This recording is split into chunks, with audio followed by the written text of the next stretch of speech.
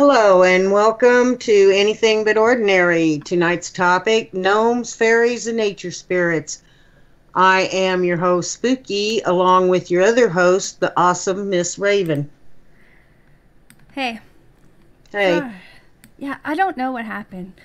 Stupid YouTube likes to act up, so sorry we're like 10 minutes late, but at least we got it working, so that's all that matters. That's true. That's all that matters. And thank you for your patience, everyone. Yeah, we appreciate it. Sometimes you just don't know what you're gonna get, but it's not worth getting mad about. You know what I mean? Yeah. Tonight's topic was actually a viewer's request that we had gotten a long time ago, and so yeah, it was. And we'd like to thank everyone that has sent us requests over the years. And we do apologize that we haven't gotten to all of them as of yet. But we do plan on trying our best to get to each of them when we can. yeah, there's like tons of them I want to do still, plus with ours and stuff. But we were looking into doing this topic per the request or whatever, I don't know, we weren't really sure how we were going to kind of go about doing this, just because there's like so many avenues that you could totally talk about when it comes to the topic of nature spirits and little people and fairies. When I say little people, I don't mean like people of small stature, but I'm talking about the supernatural humanoids and things like that. But we just weren't really sure how we were going to go about it, so we just kind of researched a bunch of different things, and we're just going to throw in a wide variety of things tonight. Yeah, well, that's true. And when doing our research, we did come up on several websites, books, videos. I mean, there's just tons of stuff out there. Right. I mean, oh my gosh, we could have got just stuck on just like the history alone, on even just Oh, like absolutely. gnomes or fairies or just one thing, but these creatures or humanoids or whatever, they've been reported over the centuries across the whole entire world. I mean, they have them talked about in almost, I don't know, like tons of formats. You got them ranging in different sizes and physical descriptions. When I was reading, they talk about them supposedly, or being reported, like these encounters where people are like, they're seeing them all over, they're talking with them, or they're being harmed or attacked by these things. And there are people out there that have dedicated their lives to researching, writing books, and even trying to prove their existence to others. Yeah, there's no way we're gonna get the same, like tonight. There's no way we could do as much as these people have who've done it for like 30, 40 Oh, years and researching. But there's this one website that I came across. It's called Elfin Project, E.L.F.E.N. And it's like this huge website that's ran by this university scientist and like a bunch of like researcher team with them. But it's like based in Canada, and they actually focus in on elves, gnomes, fairies, the study of, the history of. They're collecting information and or evidence from people who say they've had contact with these things. So there's a whole lot on that one website alone where people are actually sharing their encounters with these people. yeah. And there's also another place, what's that other one I read? Fairy Investigation Society. And that was like formed way back in like the 1920s, is from what I was seeing. Yeah, and did you know that Walt Disney at one point was a member of that, as well as a few other famous people? Yeah, actually, there's this one. What the heck was it called? Now I can't remember what it was, but that website's filled with tons of information with the Investigation Society, and I'm sure they probably do talk about Walt Disney on there as well. Yeah. So And there is this one documentary called The Fairy Faith that seems to be popular. yeah, there's tons of fairy documentaries that I was seeing on YouTube alone. You could just type in fairies and gnomes, and there's like tons of things that pop up of people having supposed videos of these things running around, real or not, I don't know. But speaking of famous people, did you know that the Treasure Island, and also I think it was Strange Case of Dr. Jekyll and Mr. Hyde, they were both written by Robert Stevenson, and he actually said and this is all over the place, admitted that he, was telling people this all the time, that he didn't actually write those stories, but he was actually helped by the brownies, and which they're like these little creatures, these little humanoids or whatever, but he said that they would speak to him, and they actually gave him the whole entire stories to write. All he did was pen them out.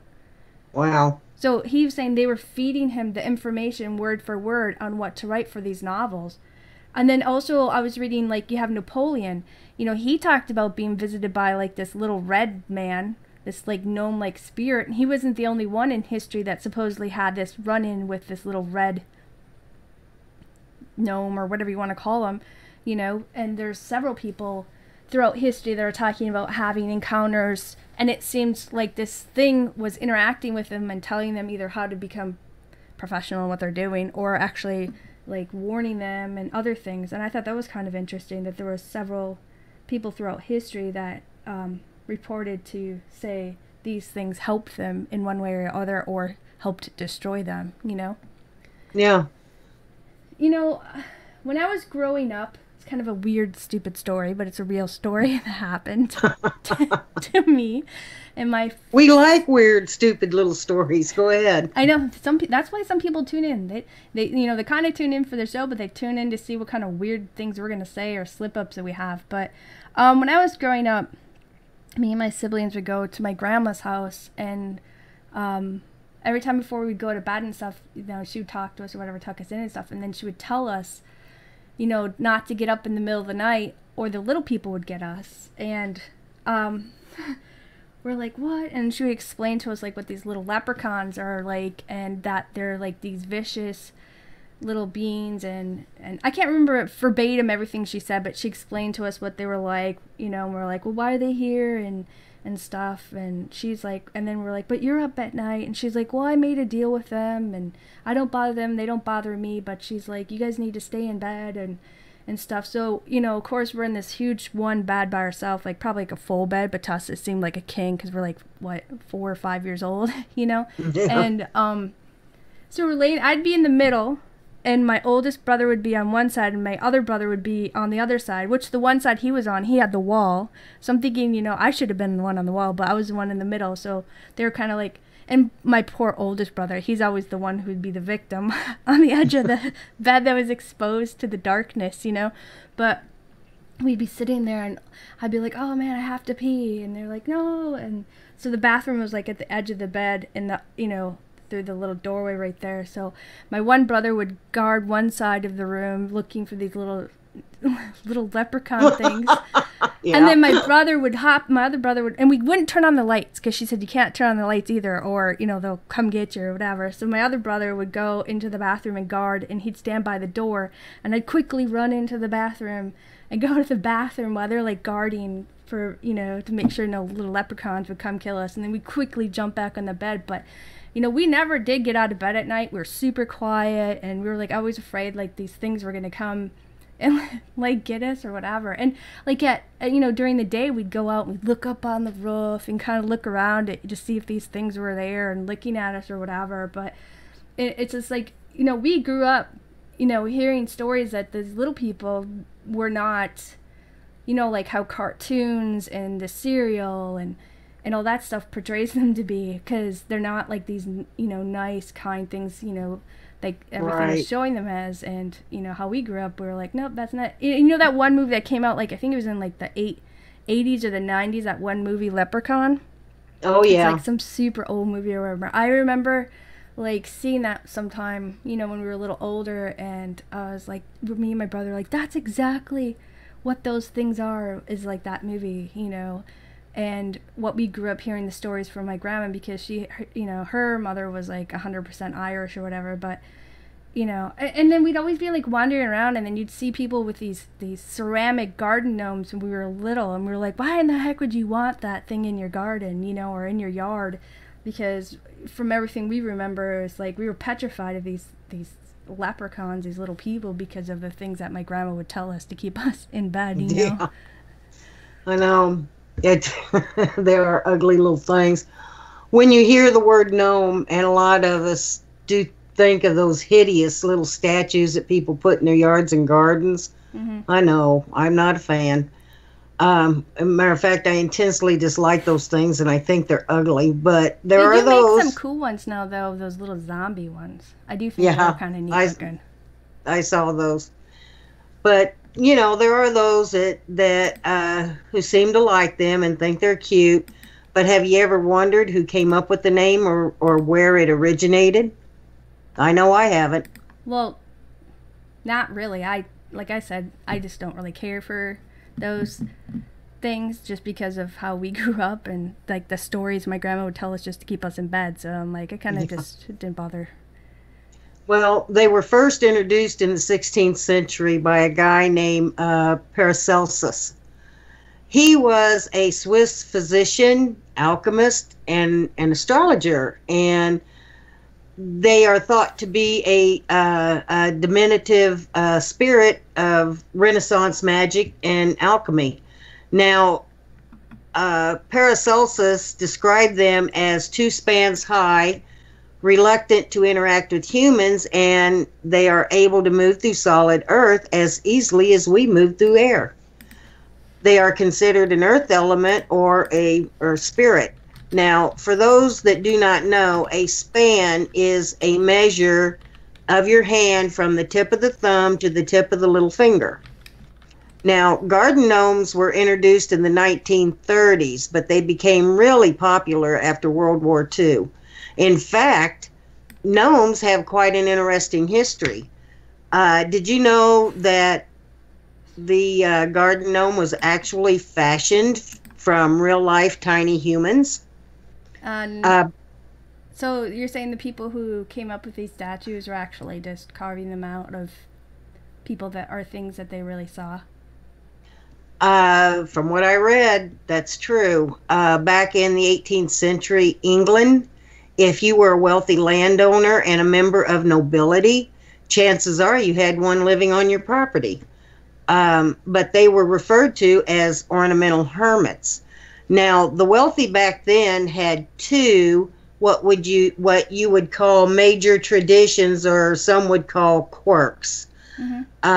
A passion for solitude and a garish display of wealth. Now, they would build small huts on their property and they would invite these hermits to live in them free of charge. And they would be given a home to live in. They would be free to run the property, food from the kitchen, and clothes. But they were required to wear pointy hats, never cut their beards, their hair, or their nails, and they were never to speak to anyone, not the landowner, his guest, or the servants who brought them their food and their drink. Now, the guests could walk along the property and even walk up and look at these small houses anytime they wanted to. And sometimes they would even see the hermit, but they were never allowed to speak to him, or the hermit was never allowed to speak to the guest. Oh, that's kind of strange. So were these like average sized people, or were they like these gnome/nature spirits that people talk about seeing, or did these like rich people just enslave people of small stature and just force them to live their lives as these living ornaments in their yards just to amuse them and their friends? I have no idea. I got to be honest. I have no idea. It never did say. Now, some people could think that they were really small gnomes. Some people could think, say that maybe they were dwarves. I don't know, but they were just, small, tiny people, and they were referred to as ornamental hermits. It's interesting. That's one of those things I thought it was. People could research more on and find more in depth stuff about it than what we're saying, because like we're gonna try to throw a little bit of everything in tonight, but I found it, I don't know, because when you say hermit, I think of a probably like a homeless person, but then if you're saying that these were like small stature. Well, I was also reading where, even today, some of those big castles or those big manors are in ruins. Yeah. But they say you can still find remnants of those little huts on the property. That's interesting. I thought it was. I thought that was a very interesting part of the history. Well, you're talking about these castles and stuff. You also have like these fairy ring forts. You have the circles. You have the paths. You have, the spirit mounds that everybody's been talking about through history all up today, where these fairies or elves or little people, like, they inhabit these areas, and they all talk about them having these supernatural feel to it, and like all these strange things occur in these areas. And they say if you get into this area or step into one of their areas, it's like really bad luck because, you know, I don't know. There's like a lot. Some people say, oh, it's good luck to do go in here, and then other people are like, no, don't go in there, or you're totally doomed, and it's bad to walk along their pathways, the fairy pathways, which some think they're like those ley line things, Yeah. and they say when they're walking these pathways or you go into these sections, they're actually like, these are what people are saying, we're not saying what this is what we're saying, but they would say that these things are like their areas or portals into their other dimensions, and that they're not actually from here, but they pop in and out of where they come from, or what have you. Yeah. Did you know that you can always tell a spookyism because I always start them out, did you know? uh, did you know that back in the day, people would consult a professional who had knowledge and abilities to see these nature spirits to make sure that the area they were going to build on was not in the path of one of the fairies and little people? And there are even people to this day, they still will consult a professional before building in an area, because it is said that if you make one of them mad, that they will bring you all kinds of sorrow. They are really big on revenge. Well, I guess nobody really. It's like, I guess if somebody comes and squats in your house or stomps around in your house, you probably wouldn't be so pleasant with them either, I guess. Well, no, of course not. There was this one guy. His name was like Edgar Casey, and I know a bunch of people know about this guy. And he was like this famous like Christian mystic slash psychic. He was old, and his big nickname was like the Sleeping Prophet. And well, which by the way, I still want to do like a show on that guy at some point. Because we talked about it before, but I want to do like a whole show just on him because it was really fascinating. But anyways, he always talked about these little brownies and fairies and elves and such when he was, writing his books and doing his like society thing and doing his readings and all that stuff. And there's this one guy who actually consulted him on trying to like I guess you want to say like locate an area to find more oil or whatever.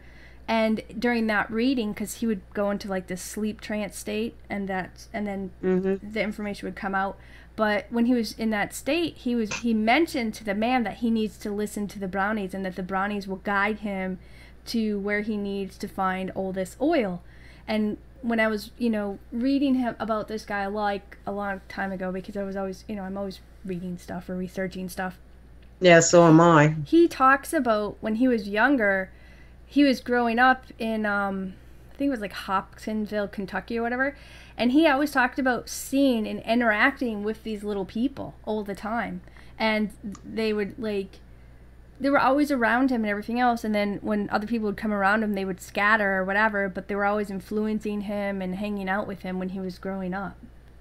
Well, Hopkinsville, do you recall that when we did that one show on the Sutton family that was stalked and harassed by these small, strange gremlin-like creatures? Yeah, the Hopkins Kelly show. Yeah. Yeah. Yeah. That was messed up. But I think there was a spaceship involved with that one, because they claimed they saw a spaceship, I think, if I remember right. Well, I think it's interesting that Casey grew up in the same area and talked about having encounters with little humanoids as well. Yeah. I mean, but we don't know those things, because they are they were like these little gremlin, freaky looking things from how they were talking about. Who knows? Maybe they are one of these nature spirit stuff. Well, they were so freaky they caused the people living in the house to shoot their house up. Shoot up everything. They shot everything. They shot the Shot through windows, the walls, and the roof. But you know what? I could have done the same. You know what? If you're in that situation, you never know what you're gonna do to defend yourself. Exactly. And your family. You never know. But you're right. Those, who knows? Maybe that encounter that they were having could have been one of these nature type of spirits. I mean, we really don't know. We're not experts in all this stuff. But you know, there's this place in South Dakota. It's called the Spirit Mound. I got a picture here too. I'll just throw it up real quick. But it's the Spirit Mound is like this historic prairie, which is now like the state park. But it's known for its stories about the little people. And according to like tons of websites and some of the history that I was reading, it was pretty well known, even by the Lewis and Clark expedition, because back in like I think it was like 1804 or 1805 or something like that. Anyway, they actually made their way to see the Spirit Mound because they wanted to have an encounter with these little people, and because they, you know, was conversing with the natives, because they were you know, they talk about stay away from this area because this is where they live or whatever. But from how the story goes, Lewis and Clark and like 10 other men ventured to find these little people after they were hearing, you know, the natives talking about how evil they are. And it was like the Sioux, the Otoy tribes, just a couple other tribes. I can't remember all the tribes anyway. The Sioux was like a big one anyway. I've talked about it. But they would talk about seeing these small humans with like large heads, and they were about like 18 inches tall, and that was just their area. And they were extremely very protective of their area, and they would often be armed with like arrows and sticks and bows and rocks and all that stuff, you know what I'm talking about? Yeah. And that they said that these things would actually attack everybody or anybody who would come or approach their territory. Well, after a while, you know, they moved out of that area, and the Lakota tribe moved in, and they stayed near the mound, and they talk about an encounter with these little people as well. And when I was, you know, because I was trying to focus on reading a lot in America and Canada and Alaska and you know, a lot of that stuff, while you're doing more of the European looking stuff or whatever. And I noticed that, you know, the Native Americans talk about a lot of this stuff, but, you know, in some of the stories that the Lakota tribe was talking about, they would say that one night, I think there's like over 300 and some Lakota warriors that actually approached the mound, and they were attacked, and almost all of them were nearly killed by these little humanoids. And they only left like a few of them who escaped, but they were like severely like injured or wounded, and they were left to tell the story of what happened to everybody else. But there are, you know, stories of these little people that are also in the mountains in Montana, the Pyre or something, I think that's what it's called. And I think it's the Prior, yeah. Prior, yeah. Well, that by the Crow tribes, they call them the Nurumbi or something. I may be saying the name wrong, I apologize, but they talk about seeing this small race of humanoids that are somewhere around 1 to 2 feet tall, and they have like really sharp teeth and short necks, and they have this strong dislike for humans as well, and have said to have attacked and even stolen children and animals from the natives. They also talk about these little humanoids mutilating animals or draining them of blood, which I kind of thought was interesting, because in these different areas where people are talking about with the native legends, where they talk about stay away from these certain areas because of these little people, there are mutilation reports where up to this day where we, you know, they're finding their cows and cat, remember, farm animals and stuff, having these weird mutilation and their blood being gone and stuff, and everybody's like assuming that maybe it's just alien in nature, but maybe possibly these things are done by these nature spirits or these little people, because it's mentioned by the Native Americans throughout their stories and their things that they were passing I know it's in their stories, it's in their folklore, so it makes you wonder, you know, are all of these mutilations strictly alien, or are they these little people, nature spirits? Yeah. Like even the chupacabra, how do we know it's not one of those things? You know what I mean? Because we're not like experts in this stuff, but it just makes you kind of wonder about all the different things that people are talking about. But, many of these stories, they talk about these little people, they're like, stay away from them at all costs, and, there's just stories and stories of all these forest spirit people that have been talked about for centuries throughout the northern United States, all the way up into Canada, from what I was reading. It's in the Great Lakes area. It's talked about basically almost by every single native tribe that I ran across. You have the Innu, you got the Crow, you got the Choctaw, you have the Ojibwe, the Cherokee, the Algonquin, the Sioux, the Lakota, and just on and on and on, And then I remember before when we were talking about other shows and stuff, and it made me think about the Ojibwe and the Algonquin when they were talking about the Puckawudgie. And do you know that? Remember that time we did that show on the Bentonton Triangle? Yes, I do. And yes. that place is intense. And I loved doing that show because when we did all that research on there, I was like, holy cow. Like, even though it's like so messed up, I think I still need to go visit that place because there's just so much that's happening in there. But they talk about in the Bentonton State Park, people having encounters with these strange creatures, these Puckawudgies or whatever, and they're like these small humanoid-like troll people who range from like 2 to 4 feet tall, and they have like this smooth bluish gray skin. They have a large nose, ears, and fingers, and they say their back has like, it's full of like it looks like porcupine quills or something. That's what they're saying. Like it could be hair. I don't know. But they even say at night sometimes their skin can glow, and that they have like these supernatural powers and this ability to turn invisible, or they can confuse people. They can like shape shift into like different types of things or dangerous animals, and they bring harm to people by using like these little balls of light to lead people deeper into the woods, like like the will-o'-the-wisp type of vibe, what I'm saying? And they'll get them to come deep into the woods and then get them all confused and lost in the woods, or they get them to walk into swampy areas or quicksand or walk off cliffs or whatever. They I guess they carry these things that like these tools or arrows or whatever supposedly have like some type of poison or something on it that can cause sickness and or death to people or whatever, and they're always, there's like several people who talk about seeing these strange things up in that area or whatever else. There was that one show, what the heck was it? Destination America. Remember that Monsters and Mysteries or whatever the heck it, Monsters and Mysteries in America. I love that show. Yeah. Well, they always have people coming on there and talking about their experiences and whatever else. And right. There was this one guy, he was on there, I don't know, it was like in 1990s or 1995 or whatever. Anyway, he was going for a walk with his dog, and it was like around 1 a.m. And according to him, it cuts through his yard to this path that's near the swamps in that Bentonton area. And he was walking, him and his dog were walking, and they started hearing like this strange sounds and what have you. And they started hearing something like I shouldn't say they, but the dog was hearing too, but the dog can't talk for all I know. Yeah. As far as we know.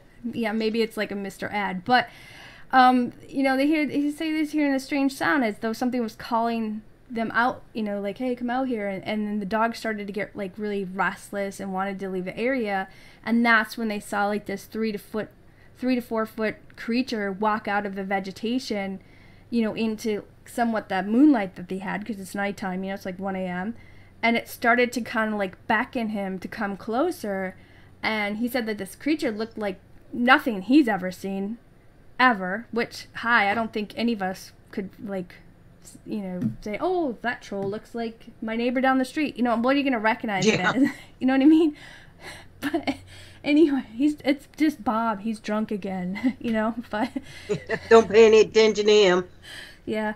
No, but he said this thing was calling him out and saying, come here, like that. And, and at first he said it seemed like it was kind of friendly, and it was like, in this childlike manner calling him, into the, come to him like in some weird unknown language, but it's almost like he wanted them or something, and, him and the dog, at that point, they're like, yeah, we're out of here, because they just basically took out of there. But, you know, why would this thing be out in the middle of nowhere in freaky swampy woods area and popped out and be like, hey, buddy, come hang out with me. I got a 6-pack in the woods, you know. I'd be like, I'm out of here too, dude. You know what I mean? I'll be there. Yeah, see you later, you know. Not today, you know. Well, Pukwudgies are a lot like European folklore. Yeah. You know, about fairies and trolls. And these forest dwellers are extremely dangerous to humans and should be left alone. Now, that's according to the folklore. Menehune of Hawaii, they are said to range in size from 6 inches up to 2 feet tall. They are hairy and they have muscular bodies and reddish skin and big eyes with long eyebrows. Low protruding foreheads and these short, thick noses. Now, they are also said to have supernatural powers and are mischievous in nature. Both tourists and those who live on the islands talk about having encounters with them. And there was this one story, it was on a Coast to Coast episode where this woman called into the show and she shared her encounter or run-in with one. She said that one night while she was driving, she spotted somewhere around 20 of them. And she said that they were like 3 foot tall and had hairy bodies. They sound like mini Bigfoots. They were crossing the road, and when she came upon them and accidentally hit one of them, she examined her car and said that it had left a dent and a patch of red hair.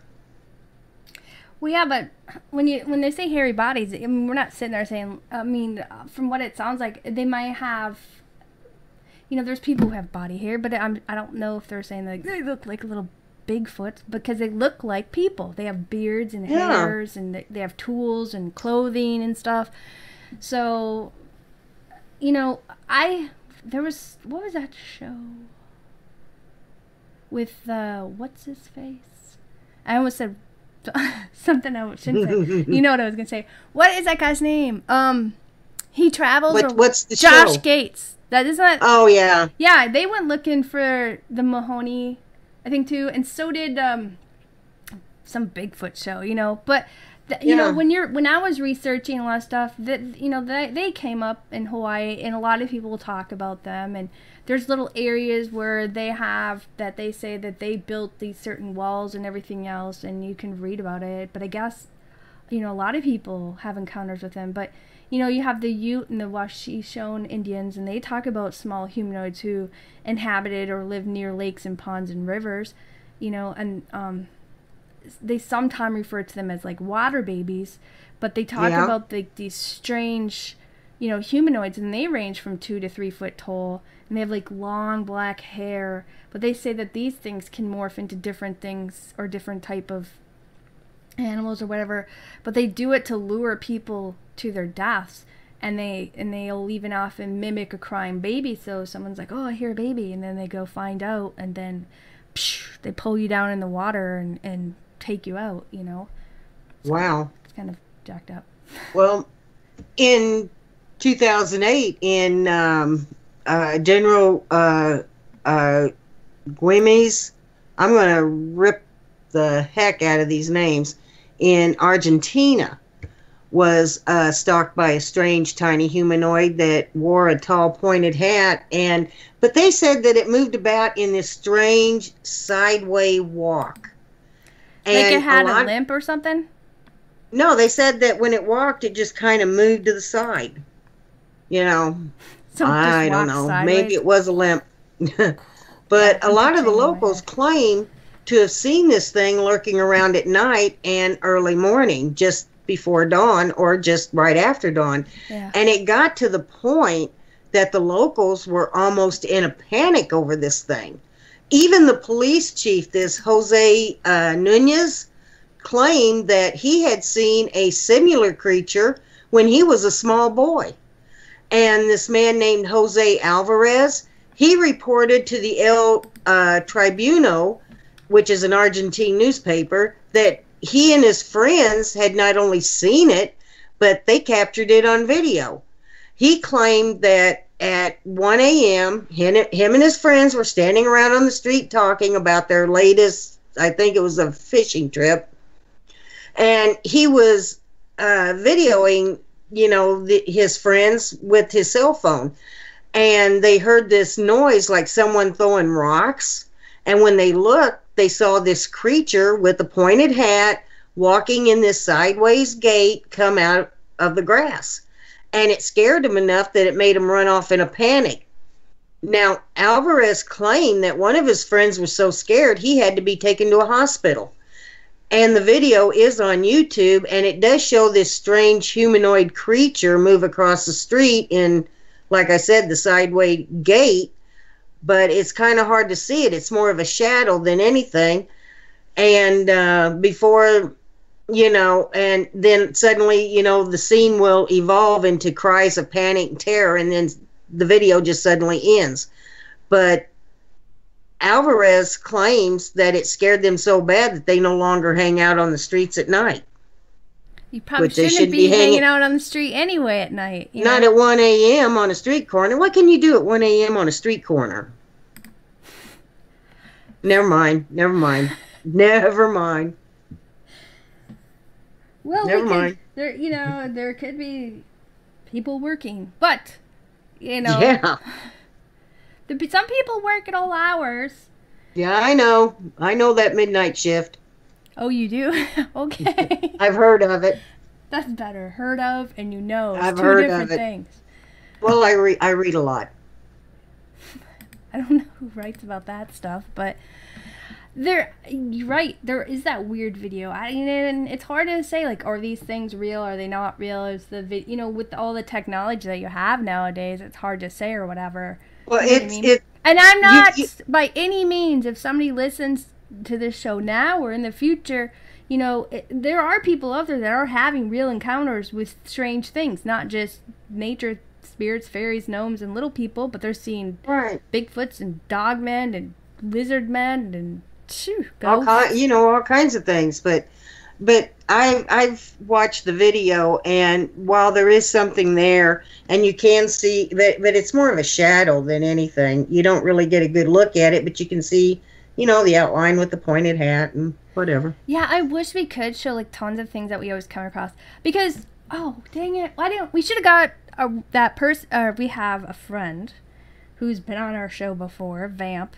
where she has photos of strange things that were in her basement. And there are some things on there that do look like little fairy-shaped beings. I don't know. You know what? We should have asked for some of those photos. I forgot about that. We could at least show that. I know that. And there's another friend that we have where he was out on some investigation, and he got some photos of something that they say looks like a little fairy shape. And it's really hard to say when you're outside because it could be bugs.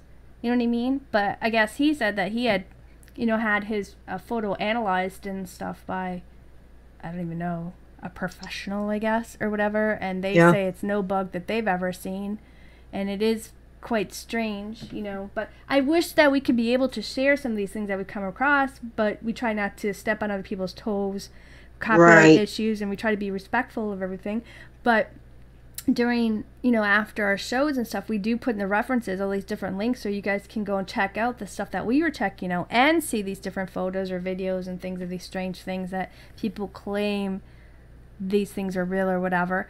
But, there's this family in California I was reading about, and I know a lot of people probably know this one too, but it was like in 2008 or 2009. They had like this really bizarre encounter with something that they say is kind of like a little troll or gnome-like creature, and that was like really freaky. But they lived, kind of like not far from the Tuttle River and Portville or whatever, and they had Porterville. They lived in like this 2-story home, and it was sort of like a farm-ish area because it had like a couple different buildings on. They lived on several acres or whatever, but it had several different kind of buildings on it, and this old 2-story house, and then there was like this one really old barn, and they owned like a few family pets and some chickens and turkeys and stuff like that, and they always talked about how animals and people were creeped out by that old barn all the time. You know, like in the dark, you know, have the doors open, you could see in the darkness, and you just always have like this weird feeling all the time. And they talked about how a few of their livestock would just disappear, or how the dogs would always act up at night, howling and whimpering or barking and stuff, but you know, but they never knew what was harassing them. Well, it seemed like both, like I said, you know, over time, everybody would just, and animals, seem to just keep avoiding this barn. They would walk way out of their way to kind of stay away from it, you know. Well, one evening, she was returning home from the store. I think her name was like Tammy or whatever. Anyways, her and her son were grabbing the grocery bags out of the car when they kind of noticed something out of the corner of her eye, and they saw it like a few times. So they're like looking around for a bit, and she didn't really see anything, so they went back to getting the bags, and then she heard like this really weird, sinister laugh, which freaks me out. I mean, who wants to hear that in the middle of the darkness? You know, I hear you. Got this little light on from your back dome or whatever, and you're trying to grab grocery bags, and you hear this wicked laugh. So she turns around, and both her and her son, they see what they say looks like this little troll or gnome that's like 2 to 3 feet tall. It's got like these dark pants on, and sort of like this like gold color shirt, and he's got like this beard, and it's like pepper gray, you know, with the black and gray or whatever, the little pepper color that a lot of guys have. And it wore like this red pointed hat.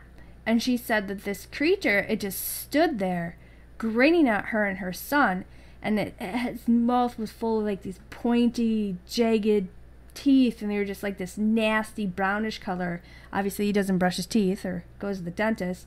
But she dropped her bags, and she grabs her son, and she just bolted for the house, and she slams the door, and she's like locking it. And the whole time she's doing this, you know, she's like super mom. She's like got her kid in one arm, slammed the door, locking it. She's yelling at her other kids in the house, where she's like, everybody get in here, you know. And they're like, what's going on? And she was like, you know, just stay here, don't go outside. And she was trying to tell them what was going on and what they saw. And at that same moment, you know, they hear this movement like right outside one of the windows they were right by, and all they saw was like this little red hat thing right there in the freaking window, right? She's like, holy frick, you know. And I'm sure she probably said other things, but I'm just saying what I'd probably feel like she was feeling. So she grabs the blinds, and she rips them down, and they're all huddling together there. And the weird thing is this window it's probably like 8 feet up. So how this little crazy thing, you know, that's 2 to 3 feet high, all of a sudden is like 8 feet up. So he must have been climbing up the wall, man, you know, trying to freak the heck out of him or whatever, you know. So that's another, you know, a case of these weird gnome things or whatever. The kind of similar descriptions, they're talking about him all over the world, but people are seeing him. But this creepy thing here, when I heard or read this story, it made me think of the stories that my grandma was always telling us about the little people that they saw growing up, and how, you know, the little people would come get us if we didn't stay in bed type of thing. So, you know, there's this other case I was reading kind of in the same area, and it may have even happened in the same house. I'm not really sure, but because, of course, this family moved the heck out. They're like, we're out of here. You know what I mean? Yeah. They're not going to deal with this. I remember reading this story, and I also saw this story on Monsters and Mysteries in America. Yeah, it could have been. But I saw this on another one or whatever. There's like, and you know, they're telling their stories all different places or whatever, but there's another case I can think, and it could have possibly happened in the same house. I'm not really sure. But there was another family of 4 that lived in the area in 2010, and they too were having strange encounters with these strange troll creatures. And I think there was a point where I was reading or something, they'd all went back to see if this thing was still around, if they all moved out, and the barn was tore down, some of the other buildings were tore down, but the house was there. And they were kind of asking some of the neighbors and stuff like, hey, you know, has anything strange happened to you or anything? Which is kind of what I think this Tammy and this other the mother of this other family, mm-hmm. I think they both went out there together and found out that they had lived in the same house. That's what I'm saying right now. Yeah. But that's what I was reading about, you know, because we're sharing a little different encounters of people who say that they've experienced this or whatever. And this one to me is just creepy, but the fact that another family had similar encounters, and then they were trying to talk to neighbors, but then, some neighbors like, get out of here, we don't want to talk to you. But somebody tore that barn down, obviously. So Oh yeah. wherever that thing went, or where it's decided to stay in, who knows? But there's a lot of people who talk about seeing things like how that woman was talking about seeing it, and how they were really sinister, and that they were stalking them and harassing them for years and years and years. And I wonder if you... Go ahead, I'm sorry. There's stories of kids in their rooms at night seeing these little things pop in and out of through walls or in their windows. Yeah. And scaring the stuff out of them, you know what I mean? I wonder if tearing the barn down got rid of it. Or if it just moved into something else. It could have moved into another place. If you're not, it could be a transient, just uses little transient, a little transient with a pointed hat. Well, they talk about these things, with pointy hats and stuff, and they say the reason why they wear these things, people say, not us. We don't know. We're just throwing it all out there and let y'all decide what you want to believe or not believe. But it helps them be able to go through these different portals and dimensions into their world or what have you, and that these things are a part of helping them do that, and that's why they have all these pointy hats. I don't know. That's what they say. Who knows? I don't know. Who knows? But I'll tell you what, though, it just seems to me if that was a rental house, the landlord sure wasn't telling anybody. He wasn't keeping people in there long. Well, maybe this thing hadn't always been there, and maybe it just moved in over time. And, a lot of people are going to tell people, like, oh, my house is haunted by spirits, or, right. Or they're going to tell their... A lot of them don't. And, a lot of people probably don't want to say, hey, some freaky-ass troll...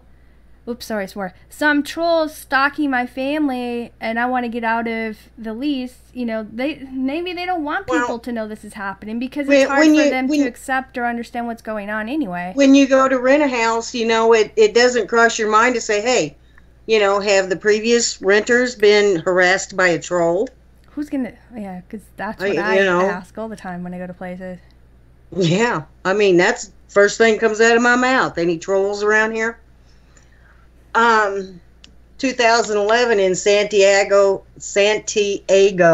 del Estero, Argentina. Argentina seems to be a hotbed for gnome sightings. I found several down there. This town experienced a series of violent incidents involving a gnome with large pointed ears wearing an oversized pointed hat. Witnesses even claim that this one moved in a strange sideways gait also. It must be something in the water down there. I don't know. Wait, what? They move. It keeps moving, walk sideways? Yeah, it seems like the gnomes down there are moving this sideways gait, walk. Maybe they're all drunk. Who knows? Well, that's entirely possible. But this one was reported to stalk people at night and in the pre-dawn hours. Right. And it would run at them, and it would savagely punch and hit them. It would knock them off their bikes, or it would even chase them down the street. And it got to the point that the police issued warnings for people not to wander around alone at night. Now, there are even several sightings of this creature made by several startled policemen. This priest, a Father Juan Farina, believed that these creatures were a product of magic, and he suggested that an exorcism would solve the problem. Now, there's really no report. I couldn't find any report to even suggest that one had taken place. But some countries refer to these small humanoid beings as elves, particularly in Iceland, which seems to have a rather large concentration of them. Now, Iceland is steeped in folklore and stories of encounters with these elves.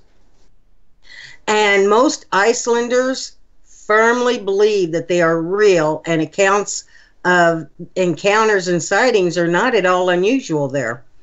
In fact, this belief is so strong that in 2012, the MP for the Independence Party, I think his name was Arnie Johnson, which is quite a name for an Icelander. But anyway, he had this 30-ton boulder moved from southwest Iceland to his home in Hafnarfjörður. I'm going to rip the crap out of these names. Now, the reason he did this was because the South Iceland Ring Road was being widened, and he didn't want this boulder to be destroyed because it was believed to be the home of 3 generations of these elves that he credited with saving his life in a car crash in 2010. And according to Johnson, his SUV flipped and landed right next to this boulder. Now, his vehicle was totaled, but he himself was unharmed. And he believed that it had something to do with the massive boulder, and his belief was confirmed by the elf specialist. And yes, people, that is a real job in Iceland.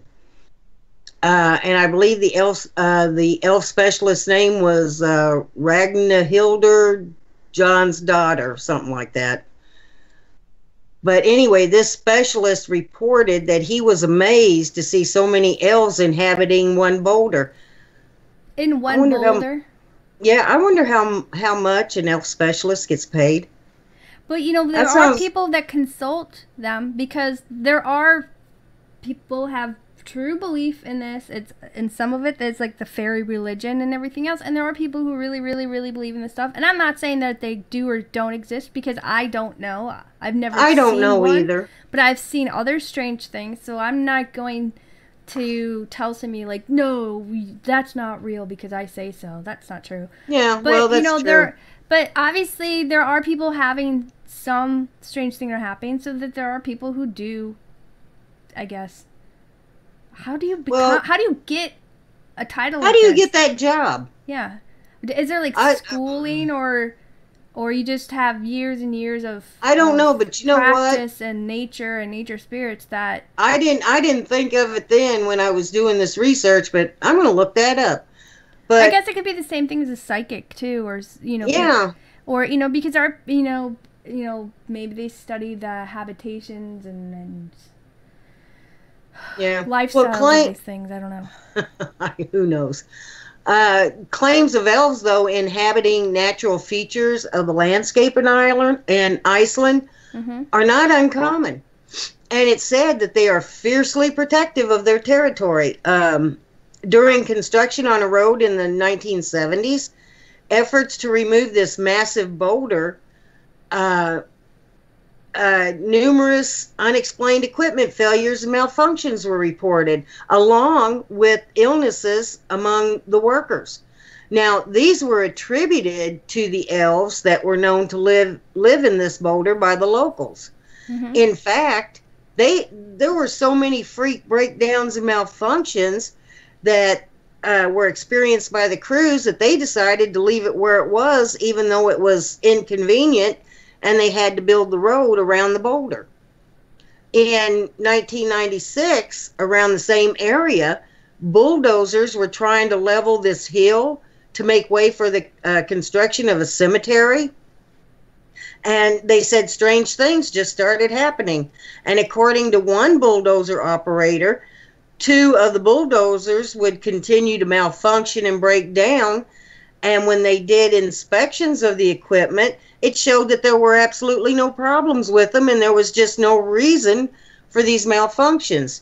And in addition to this, news crews showed up, and when they pointed their cameras at this hill, the cameras suddenly just quit working, wouldn't work at all. But when they pointed the cameras in other directions, they worked perfectly. Now, this construction crew was so inundated with problems that it got to the point that they called in an elf specialist and to, try to communicate with the elves. And believe it or not, this worked. And after that, there were no more problems with the construction as long as they left a certain portion of the hill alone. Yeah. Somebody said elf a lot. I don't know. I can't. Now my chat messed up. So if you're can still read chats, but maybe you can see what that person was typing in there, because my chat just hung up. I think it's interesting what you were just saying. Elfologist sounds more official. Yeah, that's what I was. That Rusty Reporter said that. Yeah, my chat went for a second. But what you were talking about and stuff, it made me think about like tons of other things that we read about, and it made me think about a lot of the national state parks and things, and how people say when they went into certain areas, like strange things would happen, and it's not just with little people or gnomes or fairies or, you know, whatever you want to call all these different ones, because there's from what I was reading, there's a wide variety of different races of these, just like there is different types of species that they say for Bigfoots and Dogmans and all the other stuff there are with these too. I'm not trying to clump them all and to say they're all just one entity or one type of species or humanoid or whatever. I'm not sure how to term it or call it. I think from what I read,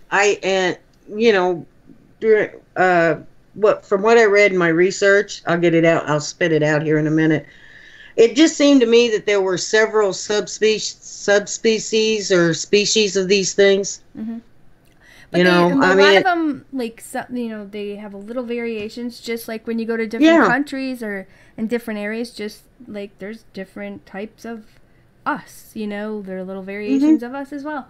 But, what you were reading about them working, if they would have consulted them in the first place, they wouldn't have all these problems. But there are different people and cultures and stuff that I was reading about where they did discuss and work with these entities, humanoids or whatever, or spirits or demons or whatever people want to call them all.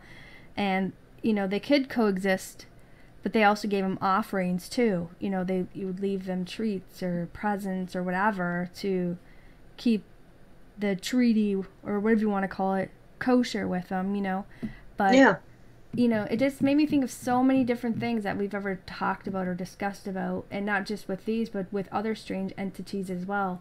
And, when you started invading their space, and, that's why they started having problems. But then if you try to work with these things, then, they have bad luck. But I think it's interesting how everything was malfunctioning and messing up. Oh, yeah. And then it makes you think of maybe they delve more with the paranormal and the spiritual realm stuff to be able to have that type of powers to mess with electronics and everything else. So it's kind of interesting for sure. Go ahead and say what. From what I read though, if you did give your word to them, and you made an agreement with them, if you broke your agreement, then you were in trouble, because it said that they would go to great lengths to get their revenge. But as long as you kept your word with them, everything was fine. Yeah, that's like what my grandma was always telling us, you know what I mean? And things like that, and that she would, let them have, because she always made donuts and all this other stuff, like fresh, she was like a baker and a cook and a chef and all that stuff, so, professionally too, so she was always making deals with this stuff. But it makes me, I wish I could remember more, because it was so long ago when you're 4 or 5 hearing these stories, that they carry over from their, when they were in Ireland and things like that. And it's just so interesting that these. Yeah, my grandfather was Irish, and he absolutely believed in leprechauns. Mm-hmm. Absolutely. You could not convince him they did not exist. Yeah. Let's take like a quick 2-3 minute break, and then we'll come back and finish the second half. We have more encounters to talk about and more different, theories, opinions, and whatnot, and all that stuff. So we'll be back in 2 to 3 minutes, and just stick with us.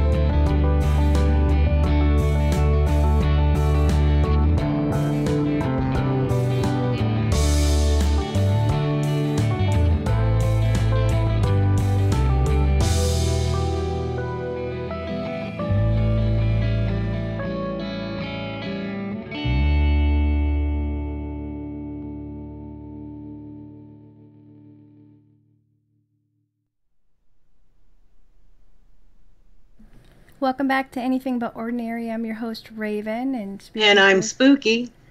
Yeah, she's cutting me off. No, you made me lose my thought. Anyway, tonight's topic was a viewer's request. Fairies, gnomes, nature spirits, and all that comes with that. There's so many different names that could be said because of different cultures and everything like that. But right.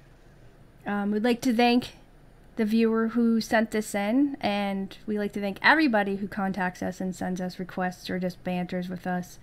Oh, absolutely. You can, and for anybody who's listening, if you're interested, you can either contact us on our Facebook page, Google, or go to our website and send us whatever your thoughts on a show topic or whatever. But there's towns in America where they have, what the heck was that town? I can't remember the state or the town, but they have all these little fairy doors all over the place.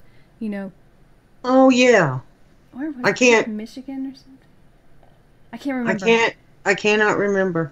Yeah, but there's a lot of places where they have these little art, they build these little fairy houses and fairy doors into trees and on businesses and everything else, and they have like certain celebration days for fairies, gnomes, and all these things, and they believe that they're good nature and they welcome them and they enjoy to have encounters with these things, whereas other people are like, no way, where's my shotgun? But when when I was doing my research, I stumbled upon many things when it comes to these fairy folks and gnomes and whatever, and they're basically in every culture all over the world, and each of them have like their own disturbing tale to tell when it comes to these nature spirits or little people.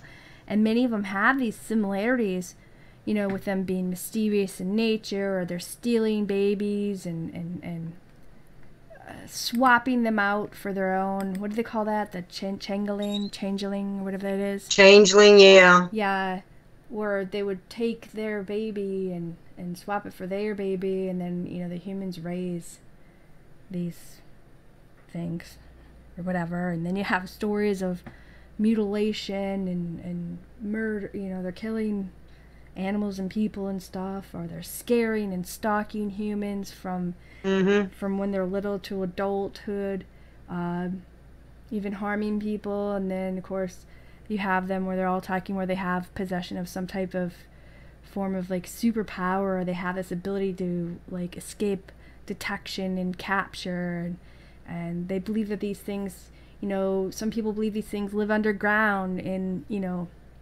the whole hollow earth theory, which, by the way, I still want to do a show on that sometime. We've mentioned it like tons of times in different shows, but there's going to be a time. We just haven't gotten around to it yet. Yeah, there's like a lot of things I want to do and things you want to do, and a lot of the stuff we want to make sure we get done for the viewers' requests and stuff. But, they talk about these things, these creatures emerge from time to time from a cave or shaft openings, or that these things are, possibly, using dimensional openings or tears, or, they can travel freely through these different realms or realities because, they talk about them saying how they can go right through solid ground or walls or all these things, and it's just... Well, I guess there's supposedly these ancient writings that talk about an area way up in the north, where there are different kinds of races that live under the earth crust or in the earth, however one wants to say it. It's in the ancient writings of the Chinese, the Egyptians, and the Hindus. When you're talking about that stuff, it made me, you have the Eskimos. Remember the Eskimos? They talk about how their ancestors... Sorry, my brain stopped for a second. It's like, pause. No, but they talk about the Eskimos. They talk about how they're like their ancestors came from the inner earth, from this place that was, kind of like, I guess you would say like the Garden of Eden in a way, because it has like, it's like all lush and paradise with greens and like all this type of greenery and water and animals and all this type of different stuff. And it's like a twilight always there in the inner. Well, some of the northern Eskimos, the Inuit Piat natives talk about seeing the little people who they call the, oh, I know I'm going to rip this name apart, the Irchin Hack, where they live in many of the Arctic mountains and caves from under the earth, and that they are small with darkish skin tone, black eyes, Mm-hmm. and they have pointed shaped ears, and they dress in animal skins. And they even say that they are highly intelligent, they're fast and strong beings, and they're excellent hunters with a bow. Yeah, I was, when I was doing our research, so I was trying to read all over the place, but like I was talking about earlier about reading Canada and Alaska and America and all this stuff, but there's stories that are come from, in Alaska near Palmer where there was this woman, I guess back in like 2000 something, 2004, whatever, or 5 or whatever, somewhere in the early 2000s, okay? She claimed like she saw this strange small figure, in the size of a child, like 3 or 4 year old, which would be like 2 to 3 feet, which seems to be talked a lot about, just running in the woods near, back behind her house. And I guess not long after that sighting of this strange humanoid thing, her daughter disappeared. And a lot of people think that her daughter disappeared had something to do with these strange little figures that were seen in the area. And then I was reading about this other story where they were talking about this young boy who was found out in the woods by this hunter. And the hunter was like, well, how'd you get way out here, by yourself, away from the village and everything else? And he said that he was actually taken by these little people into the Pilger Mountains. And he said when he was there, he actually saw another woman. And she told him, because she was like an adult or whatever, but she told him that these beings or these people, they took her years ago and they were forcing her to stay there with them. And and she somehow convinced them to let this little boy go, and so they took him and they dumped him out in the middle of the woods. And that's where this hunter found him, because there was no footprints that led him to where he's at or anything else. He was just like dropped there, like poof, there he was. Wow. Well, there are tons of stories that I stumbled on from Alaska and Canada talking about these little people. And they were happening in so many areas of the state and country. I mean, it wasn't just in this one location. Mm-hmm. And witnessed over the centuries by a wide range of people that were both native and non-native. Yeah. Because if you think about some of these encounters, a lot of people, I don't know, when I was reading about a lot of these things, and I was reading about all these different descriptions and the different type of encounters that people are having, because we could sit here and tell hundreds and hundreds and hundreds of supposedly reported encounters of these different things or whatever. Yeah. But, it made me think about a lot of different things, and there's some people who think that all these encounters are of alien nature, and that these fairy folks have similarities to that of aliens because, they have lights being seen before these things are being seen.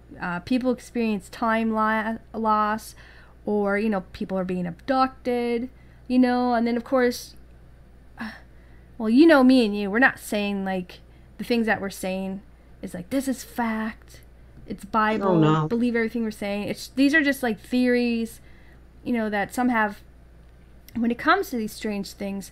And, there's other people who's like they're using portals, or maybe they're alien. I don't know. I mean, we're just not experts on the unknowns of this world. We're just kind of like throwing a little bit of everything that's out there that people are talking about, people are discussing, that people are researching, some people are going to come to when you talk to these people, and they're so stuck on their belief of this and how it is and nothing else. And then there's other people who have a totally opposite view of it, and their way is the right way, It's just...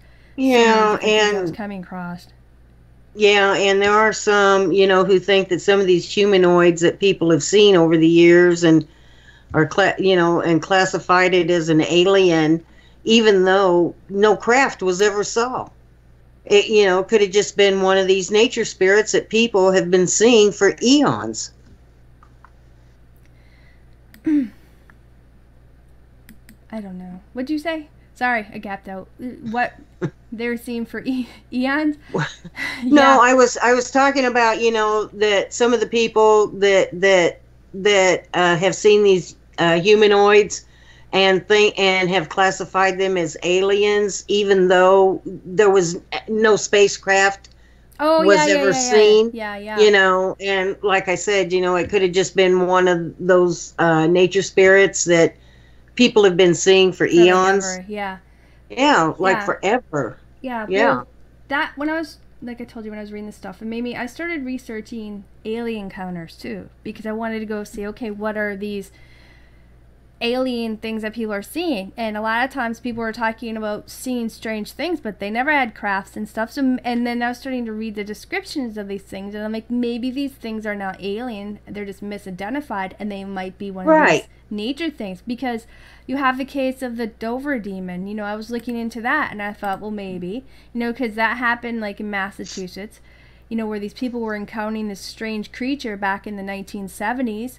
And I think from what I was reading, there was at least 6 different people that had run into this or saw it, or had encounter or whatever. But in April of 1977, there was this guy, his name, or kid, teenager, he was like 17 anyway. His name was Billy Bartlett, and a few of his friends were driving down Farm Street somewhere around like 10ish or 10:30 in the evening when they spotted in their headlights this strange being on top of like this broken stone wall about 10 feet away from the car.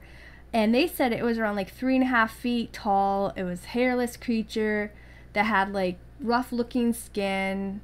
It had orange glowing eyes, and the head was like in the shape of, I guess, sort of like a melonish shape or whatever.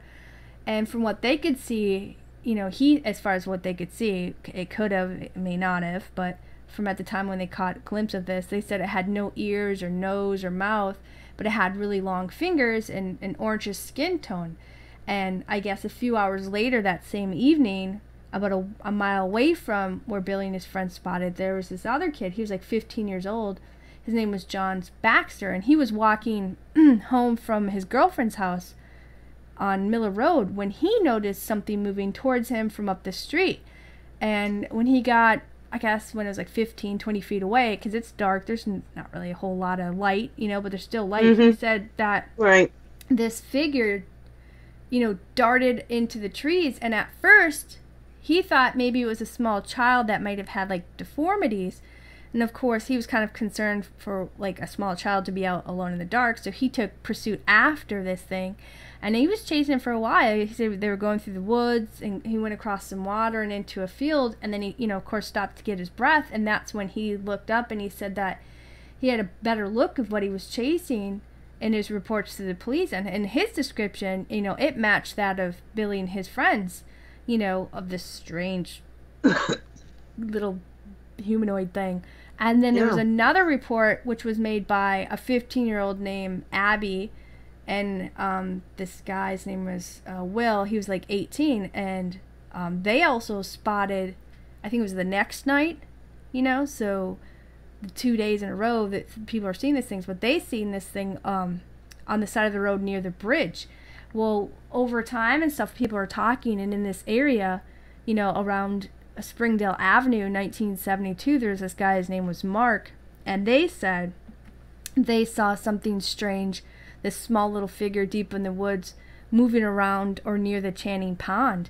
And it's all of this is matching this strange thing. So maybe people who are having these things that they're claiming to be alien encounters, although there's no spaceship or craft to be seen with these, but maybe these are just different types of species or however you want to say it. I don't even know how to call these things. But maybe these are all different little nature spirit things, or these little humanoids, or, gnomes or trolls or whatever that people have been seeing for eons and eons all over the world. And this is just one of them. And a lot of these things might be being classified as alien, and they're not alien. They're Right. something else, I think they might classify them as alien or demon because they don't know what else to call them. They probably don't believe in gnomes or fairies or anything like that, or maybe being a gnome or a fairy or a troll just doesn't enter their minds. You know, I'm sure they're startled and even afraid when they do see these creatures. And of course, you know, they're going to think alien. It seems to be the first response that any, you know, or thought that anybody gets. So who knows? I don't know. That's the I thing. We don't know. don't know. We're trying to talk a little bit of That's it. We don't know. everything that's talked about these things. And there are websites and there are videos and podcasts and radio shows and books and all this stuff where people were spending their whole lifetime on the research and existence of these things, that they go far more detail than we do, but we're just trying to get a little bit of everything there for the viewer's request, you know. And right. I find it fascinating that it's all over the planet, you know. So Right. In Carlingford, Ireland in 1989. Now this is one, if not the most famous report in Ireland. And what report wouldn't be complete without one about a leprechaun? One morning, P.J. O'Hare was weeding flowers when he heard this piercing scream, and he said that it came from the direction of Slate Rock on Foy Mountain. Now, so he went there to investigate, and there was a wishing well there, and close to it, he saw this rather peculiar sight on the ground. There was an area of scorched earth, and in the middle of it, he found this tiny green suit and hat and the bones of a tiny human. He picked up the clothes, and I guess he was going through the pockets of the trousers, and he found these 4 golden coins in the pocket. So, and he knew immediately what he found. And this is the first authentic leprechaun suit in all of Ireland. What? Now, that's a pretty big thing to claim, though, dude. Well, that's what they claim. Now, O'Hare was also a pub owner, so he took the suit and the bones back to his pub, and he put them in this glass display case for everyone to see. Now, most people who came in believed they were real, you know, most except his best friend named McCoylty, whatever. And a few years later, O'Hare died, and his pub was sold. Now, to this day, the bones and the suit are on display in the glass case, but no one knows what happened to the gold coins. But the story doesn't end there. A couple years later, McCoylty was repairing an old stone wall on his property, and he found this old leather purse covered in dust and lime in a hole in this cavity in this wall. Now, when he opened it, he discovered the gold coins that his friend had found. So he carried them on his person for many, many years. Well, one morning he was walking his dog, and while he was crossing Carlingford Mountain, he came upon these 3 leprechauns. That they were sitting on a rock. And he was stunned, and he was unable to move or speak. And matter of fact, his dog was also rendered motionless. And they were almost like a statue. Well, these leprechauns were talking to each other and paid no attention to McCoylty or his dog. Well, finally, these leprechauns disappeared under a rock, and when they left, McCoylty and his dog were able to move. Well, when he got home, his wife immediately started giving him grief and yelling at him. She was wanting to know where he had been all day with no word, and he was surprised to find that it was 8 o'clock in the evening because he started his walk in the morning. And he thought he'd only been gone about an hour and a half. So he told her what happened, and of course, she didn't believe him. And she was so mad, it took her 3 weeks to speak to him. That's mad. So what did she think? Like he was cheating on her or something? Obviously, I don't know what she thought, or maybe he was out. You know, this is Ireland. She probably thought he was out at the pub having a Guinness with his buddies all day. But the thing of it is, now he was a believer, And he gathered this group of other believers, and for years they lobbied the European Union to have the leprechauns protected under the European Habitats Directive. Now, this directive protects fauna, flora, and wild animals, and they wanted the leprechauns added to this list. And sure enough, all of their years of hard work paid off, because in 2009, the European Union officially recognized leprechauns as an endangered species, and they are fully protected because according to the official letter, and this letter was delivered by a member of the European Union, but according to the official letter, they cannot prove or disprove that leprechauns exist. So in celebration, McCulty and his group, they organized this leprechaun hunt. Now, what they would do is they would hide a ceramic leprechaun with 2,000 pounds hidden in it on Carlingford Mountain, and they would sell leprechaun hunting license. And this proved to be a lucrative little operation. And the hunts held each year in March on the Sunday. How much did you have to pay to go? It never did say. They must be making bank off this if you had tons of people who got involved. Yeah, they never did say how much the license are, but the hunts held each year in March on the Sunday when the clocks are set ahead for summer, and thousands of people always show up for it. Now, here's a little side note to this story. McCulty claims he has met with the leprechauns many times because it turns out that one of the gold coins gave him the gift of seeing and communicating with them. And he claims that he has spoken to the elder and found out like the history of Ireland and the history of leprechauns and everything, and that there are only 236 leprechauns left in Ireland. So he's written a book, and I know. He has also written a book, which was published in 2011, and the name of the title of the book is The Last Leprechauns of Ireland. But I just found it an interesting story. Oh yeah, I'm just was listening and thinking on it, and I find it fascinating too. But that's interesting if he has if just somebody who possesses one of their trinkets, then it allows them to have the ability to see them and speak with these. They never did say, though, there were 4 coins involved, and one of the coins gave him the gift of seeing and communicating with these leprechauns, but he never does say what the other 3 coins do. Maybe he's not allowed to say. Well, that could be, or maybe it's in his book. Yeah. Who knows? It could be an interesting read, and I think it could be. Yeah, I might check it out. But he claims. Do they have it on Amazon where you can read it? I have no idea. I was going to check this out, and I never got around to it. But I am going to check it out.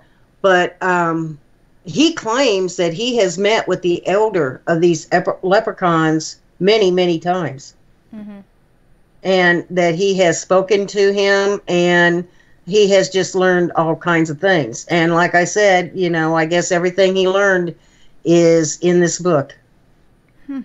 It's actually pretty fascinating little story that you found there. And I don't mean by story like it's not real, because me and you in I don't know if it's real or not, yeah, but we're in no O'Hare way was a real man. McQuilty is a real man. I did see enough that he did write the book, but I never checked out what might be in the book, or if I could get it on an e-reader or whatever. Yeah, I think I'll Google it, because I think it would be interesting reading. Well, yeah, I think I'll Google up and then put it in our references, so it can be there for people after the show tonight or who listen to the podcast in the future. But there's a lot of stuff that we both heard growing up because of our family that grew up in Ireland, and then they came here bringing their stories and their encounters and things like that too. But when we were doing, I was reading this stuff, there have been reports of people finding evidence to these little people, and maybe I should say little people, because people might be, I'm not trying to confuse it with people who have smaller stature or whatever. I'm talking about dwarfs and gnomes and trolls and fairies and faes, and there's so many different words and names that people have termed them from all the different cultures or whatever. But and they talked about finding skeleton remains all across the world. Right. And not many of them here in the United States, because we did a show on the giants and the Nephilim and stuff, and they found tons of their skeleton remains. Well, they also were finding these little small skeleton remains of these strange things.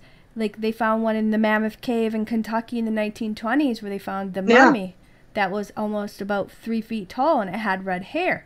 Then you have, the other one in, what was it? Ohio, in Cuchitan or whatever the heck it's called. And they found that like in the early 1830s. They found several of these human skeletons that were like 2 to 3 feet tall, and they were all buried together in tiny wooden coffin graves, and they were located near many of these mounds, these spirit mounds that the Native American always talked about, and it's in the Ohio Valley and stuff. Yeah. You have Tennessee. In Tennessee, there's several areas where they found these small skeleton remains that they believe to be of a dwarf or gnome-like tribe. And there was this one area, I think it was like 6 acres, and they said that there was hundreds and hundreds of these skeleton remains of these small dwarf-like humanoids that were buried. They were either sitting, buried sitting, or in standing positions. And of course, you have the Smithsonian and these people who come to, check out these remains, and like the giant skeleton remains, they took them and they took these, Well, don't forget the San Pedro Mountains mummy that was discovered in 1932 by a couple of gold miners in Wyoming. Yeah. I mean, you have the 9 skeleton remains that were found in Flores, Indonesia. In Ireland, they supposedly claim to have discovered 3 skeleton remains from 18 inches to 2 feet tall from the 12th century, along with small tools. Robert Ripley from Ripley's Believe It or Not has a photo with him holding a small skeleton about 6.5 inches in height that they nicknamed Attaboy because it was found near the Atacama Desert in Chile. Yeah. A second skeleton was found again in the same area. And I think 10 plus years ago now, Raven and I... No, they found that other one. They found the second one about 10 plus years ago. Before, because you had the first one that Ripley had, which was a long time ago. And then they were discovering more of these skeleton remains in the same area, which would have been in 2007 or 6 or something, is what you're saying. Yeah, exactly. Now, Raven and I are not saying these remains are proof of these strange humanoids that have been talked about over the centuries. Mm-hmm. But these are talked about by others who wholeheartedly believe that these remains are proof that these things existed and do exist to this day.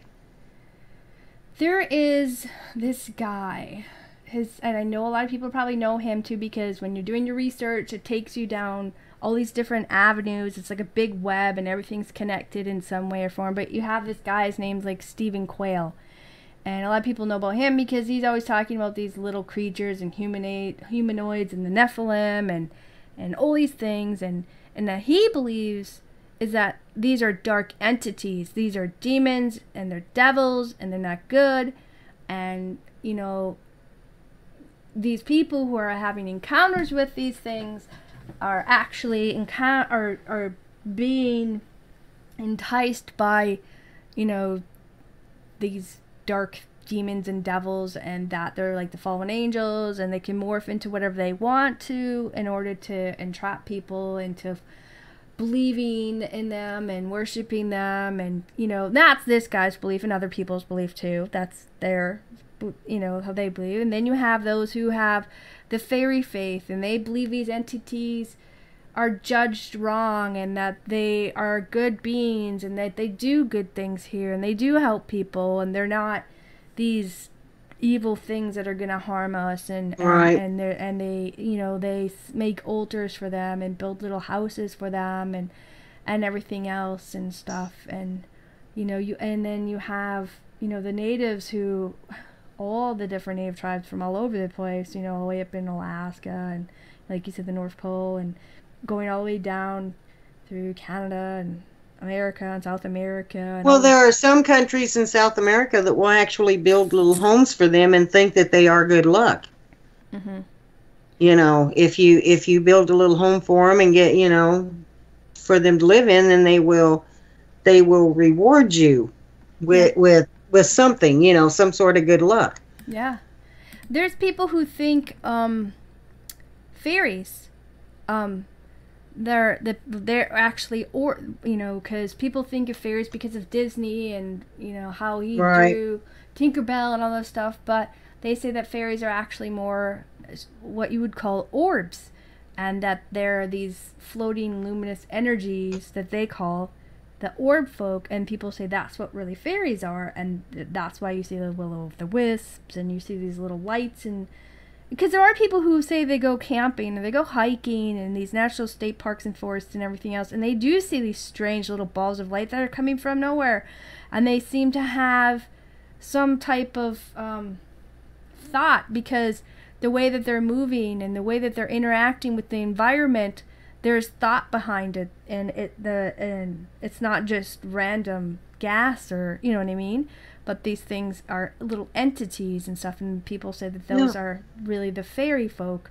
and things like that, you know. And You know, earlier when you were talking about the stories that your grandmother told you, it reminded me of one that my grandfather told me mm-hmm.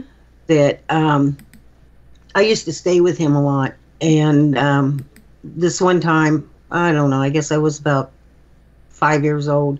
I needed a new pair of shoes, and he told me he was going to have the leprechauns make me a pair of shoes because that's one of the things that leprechauns do. They are excellent shoemakers. And a couple days later, I got up and there was a brand new pair of shoes on my bed. And he told me for years that the leprechauns made those shoes. Of course, now being an adult, I know that he went out and bought them.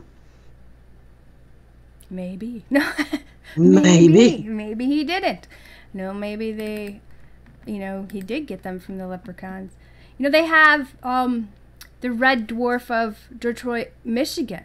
You know, they have the legend of the Nehru, or whatever the heck it was called. And, you know, that goes back to 1701, you know, where this guy's name is Antoy Moth or Cadillac. I can't remember his whole name. Anyway, he was the founded of Detroit. And he talked about being attacked by this red dwarf, and that this red dwarf actually cursed Cadillac and the whole city, because that's his last name, Cadillac. And according to the legend, this red dwarf, which makes me think of, again, Napoleon. Remember I was telling you about these famous people throughout history seeing this little Right. red dwarf, and they would either help people or warn them of impending doom or make things happen. But according to legend, it appeared, you know, back in 1763, when they had the Battle of the Blood Run, where over, you know, 60 British soldiers were killed, and against, you know, the Patanic Indians or whatever. And then you also have, they talk about seeing it again in like 1805, when they had like this huge fire that almost destroyed the whole entire city of Detroit back then. And it just, the reports of people seeing this thing had, you know, started way back in the 1700s, and it seems to keep going up to this day. You know, real or not, I don't know, but you know, even Michigan talks about having and seeing this little weird red gnome or whatever. And then there was like these weird reports and stories that are of encounters where people are talking, they were seeing like these little tiny little people, like super tiny, that, you know, were smaller than the 2 to 3 feet that we were talking about. There was like, you know, some kids who were playing and their dogs were going crazy over by the cornfield, so they go to check it out, and they said the dogs had cornered this little humanoid looking thing, where it had long arms and lengthy, you know, kind of like gangly, like stick type legs or whatever, but it had like a weird pointy hat too. And before they could really, you know, do anything. The dog jumped on it and tore this thing apart, and Oh yeah, I remember that killed story. that thing. And so these kids were like, whoa. And when they were looking at it, they're like, it was just like us. It had all the same innards that we had and stuff like that. And then when they went back out the next day to show somebody else, the body was gone. Or you have the story of the Coke bottle man that was seen in North Carolina in Yeah. 1976 by an 8-year-old boy and a 20-year-old woman. And they talk about seeing this man who was no bigger than a Coke bottle. Which I don't even know Yeah. how many inches is it a pop. Well, I'm not done telling the story, but how tall is a pop bottle again? Oh, I don't know. It's probably about 10, 11 inches Inches or whatever. tall. Yeah, so it's a really small stature of a guy. But they said he had like this German type of hat on. He had like a white tie, a blue top, and trousers, and like black boots. And he was reaching for something in his pocket, and he froze when he noticed these people seeing him, and they said he squeaked like a mouse. So obviously, if he's a small person, his voice Yeah. probably is going to be sound like a mouse. And he said that they said this thing ran off into the cornstalk, and it left like 2 1/4 long or 1 inch wide, type of footprint.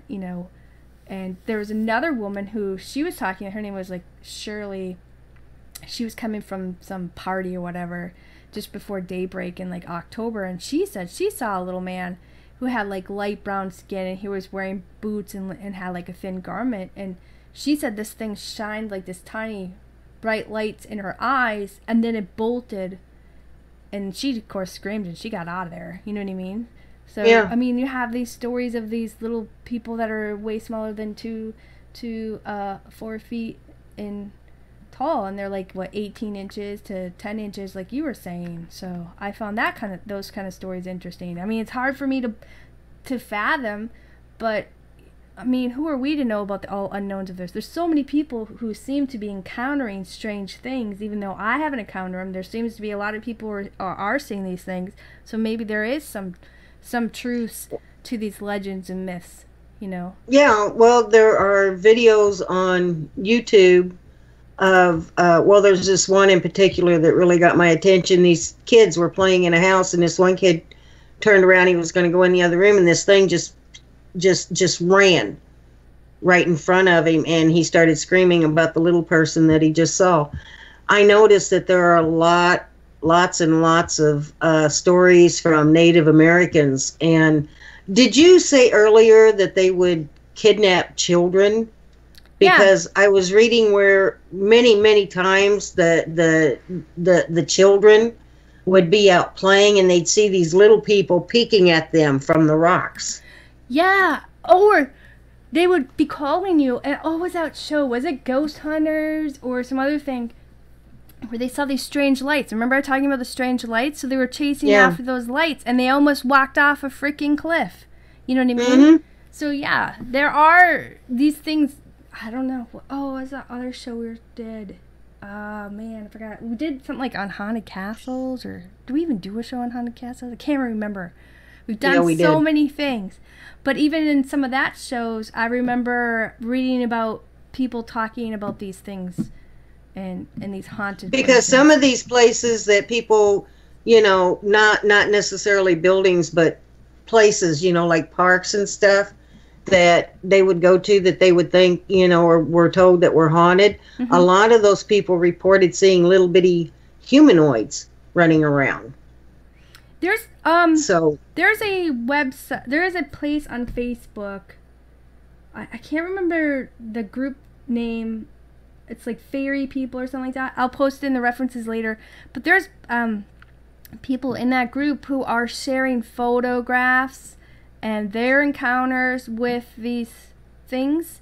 And I was looking through some of their stuff, and like I said, I wish we could share stuff, but I don't want to, upset people and blasting their stuff, without their permission. right. But there was, how there's people who are hunting and looking for Bigfoots and everything else, and they have footprints and casting them. But these people are finding these little footprints in the woods. Yeah, And exactly. they're not animals. They look like they were wearing some type of shoe, like how Native Americans wear moccasins and stuff. So it's like this smooth left print, and that's what they have. They're finding these footprints. They're leading into little crevices and mountains and rocks and hills and into trees and stuff. Yeah, and they're little footprints that are only like maybe an inch, inch and a half, maybe 2 inches at the most. Yeah.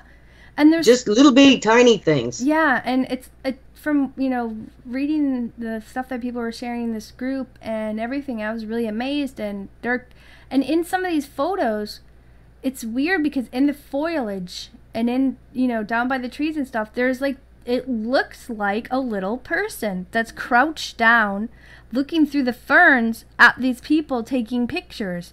And you can see their face and their nose, and like they have some type of hat on. I don't want to say it's like a pointy hat, but there are people who have these photos, and I'm not saying they're real. I'm not saying they're not real, but this group's like a serious group where they're actually, it's protecting these people who are sharing what they believe, that they are really having these encounters with things. But they had some really amazing things in there that I was, it really got me more interested in wanting to kind of explore this even further beyond tonight too, just to see what's really out there.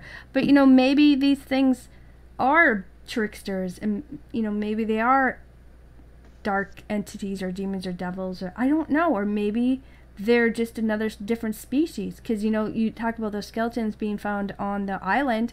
What was that island in the... Hawaii. Not Hawaii.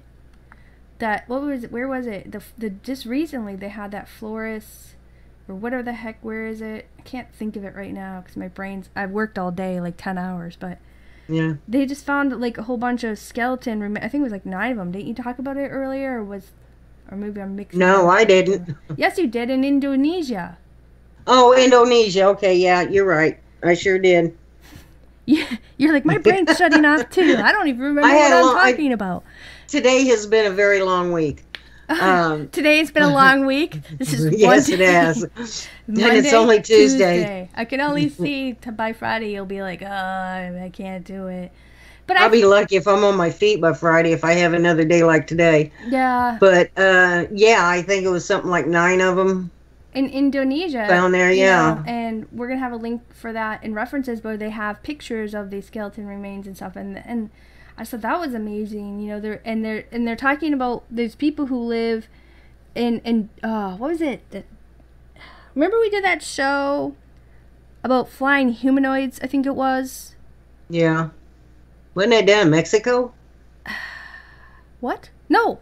The flying humanoids. We did a whole show, not just in Mexico, but we were talking about different islands, where they had I can't remember, but of, flying humanoids, but they also had giants, and then they talked about seeing small people and these things that lived in caves and came from underground. Literally, one thing I found out during my research is literally every country in the world, every continent on Earth has some sort of folklore or stories about gnomes, trolls, elves. Like in Mexico, I can't pronounce the word for it, but it translates out to dudes, is what they're called down there. Mm-hmm. But every country just has their own name for them, and there's no place. From what I read, there is literally no place on Earth that does not have some sort of story or belief or folklore about these tiny humanoids. Yeah, but old legends and myths are based in truths. Well, yeah, if you start really tearing into them, you're going to find a grain of truth to it. Yeah. The thing... Oh, dang it, I just lost my thought. Because when you were saying something, I'm like, oh yeah, I remember this, I remember that. Now it just went away. But, what was I going to say? Darn it. But, there are, like, okay, we're talking about these fairies, gnomes, trolls, Puckawudgies. Oh, the Native Americans. Oh, yeah, when we were talking about the giants, and I think we even talked, what was that show we did on that farm? What was that freaky farm that always has, like, weird stuff happening to it, that ranch? They have UFOs. Skinwalker Ranch. Yeah. When, we were doing that show and I was doing a whole bunch of research and stuff, and when I'm really fascinated by the fact of the different tribes who, when they were traversing across the Americas, how they avoided certain areas because of these different humanoids being in there, and how a lot of them would hurt, kill, or steal their people and their livestock, and how that's why they wouldn't, make camp or move and live in a certain area, because they would let these things have their space, and then they would go and move a little bit of else. But in Montana, oh, what is that place? It's like a big place that has a Medicine Rock. I think that's what it's called. They still offer gifts to the little people and stuff, Well, I'll tell you, if they're stealing people, they got to be strong little suckers. They are. I was reading or a lot of them that's carrying these things off, because even a small child is heavy. There's hunters. When you're only like 18 inches tall. Yeah, there's hunters who talk about running into these strange humanoids and how they're taking down deer and stuff, and they'll whip part of it over their shoulder, like the 2 to 3 feet tall ones. I don't know so much about little 10-inch people or whatever, but they would carry off these huge animals. Like they have, and they said the Mahoney, or whatever you call it, the Hawaiian people, they're super strong. They all have really mighty strength, and they're great hunters. Superhuman strength? Yeah, but these hunters who do go hunting for elk or deer or whatever, they're running into these things too. Of course, they don't want to tell too much of the story, because then their friends can be like, how much were you drinking when you're out there, But there's people who are seeing these things, and Bigfoots and Dogmans and a lot of stuff, or even ghosts. It's just, it blows my mind on what's happening all around on our planet and how little we really know, I know. And I don't know. I just want to say thank you to everybody who hung out with us tonight, and to the viewer. But, Spooky, maybe we should wrap it up or something. Yeah, it's getting that time. Thank you, everybody who came in to listen to our show tonight, and thank you for hanging with us when we had our little problem in the beginning. Right now, we don't have a topic for the next show. We will post that in a little bit. We kind of do. There's something we are leaning towards, but we will be posting it in a couple days. Thank you to the mods; they do a good job. Yeah. And thank you for coming. Please subscribe to us, give us a like, and please share us with others on any social media site you happen to be a part of. Yeah, thank you guys all for coming. If you want to get show reminders, you can either click on the little bell here on YouTube, which I still think that's what it is. I'm not sure. They change it too. Or you can go to, click on a little spooky raven name and get it. Or you can go to our website, anythingbutordinary2.wix.com/anythingbutordinary, and you can sign up for, our weekly email reminders. But right now we're not doing a weekly show. We're doing it like every other week, just for a little bit, because we still have a lot going on in our daily lives. But we're going to keep doing the shows, and then eventually we hope we'll get back into doing it every week again. But you can go there to our website. You can sign up for reminders, or you can contact us there with any show ideas or friendly banter or whatever. I hope you guys all have an amazing week, and we enjoyed seeing some of your guys' stuff that you guys were talking about in chat when it came to this topic tonight. But everybody have a great night, and we'll see you again soon. Good night, everyone.